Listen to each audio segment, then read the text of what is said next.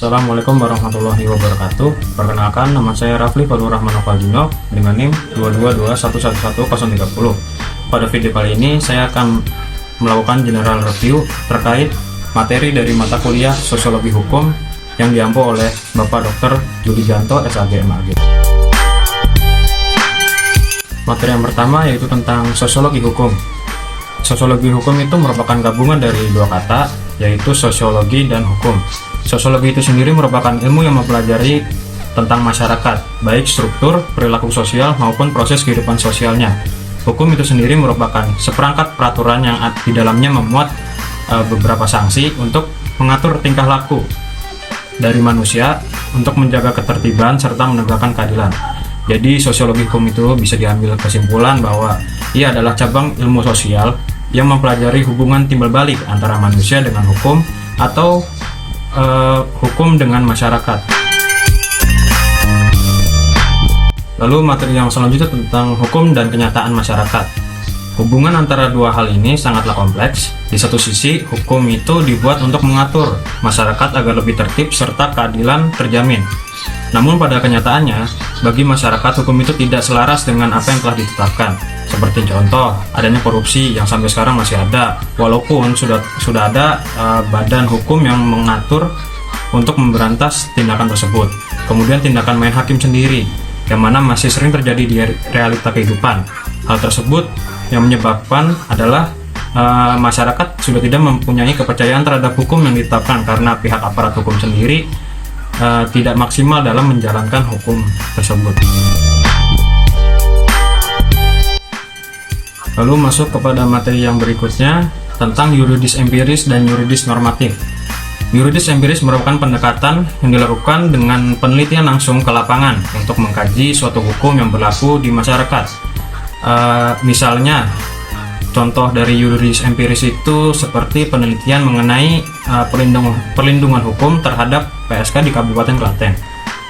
Nah, untuk yuridis normatif itu merupakan pendekatan secara kepustakaan. Pendekatan ini juga sama kajiannya, yaitu untuk mengkaji hukum yang ditetapkan dan berlaku di masyarakat. Bedanya untuk yuridis normatif ini pendekatannya secara kepustakaan, bukan secara langsung di lapangan. Contohnya, analisis yuridis terhadap implementasi pasal 27 ayat 3 UU ITE tentang pencemaran nama baik di media sosial. Masuk pada materi yang selanjutnya, yaitu tentang mazhab pemikiran hukum. Di sini mazhab pemikiran hukum ada 4, yaitu positivisme, social jurisprudence, living law, dan utilitarianisme. Nah, untuk yang positivisme itu merupakan aturan yang dibuat dan diberlakukan oleh otoritas yang sah tanpa perlu adanya pertimbangan moral ataupun keadilan di luar hukum itu sendiri. Yang kedua ada social jurisprudence, yaitu sebuah aliran pemikiran dalam filsafat hukum yang menekankan pada hubungan antara hukum dengan masyarakat. Pendekatan ini tidak hanya memandang hukum sebagai seperangkat aturan formal, tetapi juga sebagai alat untuk mencapai keadilan sosial dan memperbaiki kondisi masyarakat. Lalu yang ketiga adalah living law, yaitu konsep yang menyatakan bahwa hukum yang sesungguhnya hidup dan berfungsi dalam masyarakat bukan hanya hukum yang tertulis, tetapi juga dalam bentuk norma-norma sosial, adat, kebiasaan, dan praktik yang diakui serta dipatuhi oleh masyarakat sehari-hari. Lalu yang terakhir ada utilitarianisme. Ini merupakan teori etika yang menyatakan bahwa tindakan atau kebijakan yang benar adalah yang menghasilkan manfaat terbesar bagi orang banyak, atau dengan kata lain, the greatest happiness for the greatest number, atau kebahagiaan terbesar untuk jumlah orang terbanyak. Untuk materi yang selanjutnya yaitu pemikiran Emil Durkheim dan Ibnu Khaldun.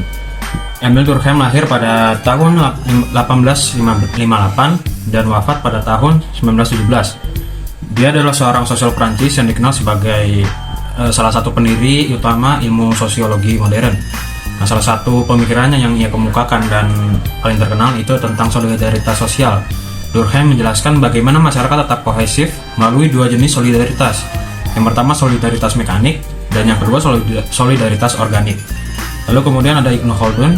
Beliau lahir pada tahun 1332 dan wafat pada tahun 1406. Beliau merupakan seorang sejarawan, filsuf, dan sosiolog muslim yang dianggap sebagai salah satu tokoh pemikir terbesar dalam sejarah Islam. Karya yang terkenalnya berjudul Muqaddimah. Konsep solidaritas sosial menurut Ibnu Khaldun ialah konsep asobiah, Asogi adalah ikatan sosial yang menghubungkan anggota kelompok, seperti keluarga, suku, dan bangsa. Pemikiran mengenai sosiologi yang dikemukakan oleh para tokoh yang selanjutnya ada Max Weber dan H.L. Ahart. Max Weber lahir pada tahun 1864 dan wafat pada tahun 1920. Dia adalah seorang sosiolog, filsuf, dan ekonom politik asal Jerman yang dikenal sebagai salah satu pemikir yang berpengaruh dalam ilmu sosial modern. Karyanya yang paling terkenal yaitu tentang The Protestant Ethic and the Spirit of Capitalism. Weber berargumen bahwa etika Protestan khususnya yang berkembang dalam tradisi Calvinisme berperan penting dalam memfasilitasi munculnya kapitalisme modern di Eropa Barat. Terus selanjutnya ada H.L. Ahart, Herbert Lionel Adolphus Hart atau dikenal dengan Hart, lahir di Inggris pada tahun 1907 dan wafat pada tahun 1992. Hart itu mempunyai pemikiran yang dimuat dalam karyanya dengan judul The Concept of Law pada tahun 1961. Hart berpendapat bahwa hukum terdiri dari dua elemen utama, yaitu aturan primer dan aturan sekunder. Masuk pada materi yang selanjutnya, yaitu tentang effectiveness of law. Nah, effectiveness of law ini merujuk pada sejauh mana hukum dan sistem perundang-undangan dapat dijalankan dengan baik dan mencapai tujuan yang diinginkan, seperti menciptakan keadilan, keteraturan sosial, perlindungan hak-hak individu, dan meminimalkan pelanggaran hukum. Nah, faktor yang mempengaruhi diantaranya dari penegakan hukum itu sendiri. Untuk efektivitas hukum tidak hanya ditentukan oleh keberadaan aturan yang jelas, tetapi juga oleh kemampuan lembaga penegak hukum seperti polisi, kejaksaan, pengadilan, dan lembaga terkait lainnya untuk memastikan bahwa hukum ditegakkan sesuai dengan apa yang telah ditetapkan. Lalu faktor lainnya tentu dari keteraturan sosial dan kepatuhan dari masyarakat itu sendiri, yang menjadi kunci utama untuk memastikan efektivitas hukum adalah kepatuhan masyarakat terhadap hukum itu. Masuk pada materi yang selanjutnya, yaitu tentang law dan social control. Merujuk pada sistem, proses, dan institusi melalui mana masyarakat mengatur perilaku individu untuk menjaga ketertiban, memastikan keadilan, dan melindungi hak-hak anggota masyarakat. Kedua konsep ini erat kaitannya dengan bagaimana masyarakat menyeimbangkan kebebasan individu dengan kebutuhan untuk menjaga keamanan. Dalam hal ini, fungsi hukum diperluas sehingga tidak hanya bersifat memaksa. Fungsi hukum dapat dilaksanakan melalui dua bentuk. Yang pertama, oleh pemerintah sebagai penguasa negara. Fungsi ini dilakukan oleh kekuasaan yang terpusat, dikelola oleh penguasa tertentu dengan bentuk hukum tertulis seperti undang-undang. Kedua, oleh masyarakat itu sendiri. Fungsi ini dijalankan oleh masyarakat secara langsung melalui hukum yang tidak tertulis atau yang dikenal sebagai hukum kebiasaan. Selanjutnya terkait socio-legal studies. Ini merupakan bidang studi yang menggabungkan ilmu sosial dengan ilmu hukum untuk memahami hubungan antara hukum dan masyarakat. Disiplin ini mempelajari bagaimana hukum berfungsi dalam praktiknya, bagaimana hukum mempengaruhi kehidupan sosial, dan bagaimana masyarakat berinteraksi dengan hukum. Socio-legal studies ini mulai berkembang pada abad ke-19 dan awal abad ke-20. Beberapa tokoh yang berkontribusi pada perkembangan awal socio-legal studies antara lain Eugene Ehrlich, Roscoe Pound, dan Max Weber. Lalu materi yang selanjutnya tentang progressive law. Pendekatan dalam hukum yang berfokus pada perubahan sosial dan keadilan dengan tujuan untuk mencapai kesejahteraan masyarakat yang lebih adil dan setara. Pendekatan ini mengedepankan reformasi hukum untuk mengatasi ketidakadilan, ketimpangan, dan masalah sosial yang ada dalam sistem hukum yang ada. Biasanya progressive law berupaya untuk memperluas hak-hak individu, memberikan perhatian lebih pada kelompok yang terpinggirkan, dan beradaptasi dengan perubahan sosial dan teknologi. Progressive law berusaha untuk mendorong sistem hukum yang lebih fleksibel, responsif, dan adil, yang mampu menghadapi tantangan sosial, ekonomi, dan politik zaman modern. Lalu terkait materi selanjutnya yaitu legal pluralism. Nah, legal pluralism ini secara umum merupakan kondisi di mana terdapat dua atau lebih sistem hukum yang berlaku dalam sebuah negara. Dan legal pluralism ini juga hidup berdampingan pada dimensi sosial masyarakat. Nah, hal ini berimplikasi pada pemahaman dan penerapan hukum yang berbeda-beda di masyarakat. Hukum tersebut antara lain seperti hukum adat, agama, dan hukum barat. Masuk pada materi yang terakhir, yaitu tentang pendekatan sosiologis dalam studi hukum Islam.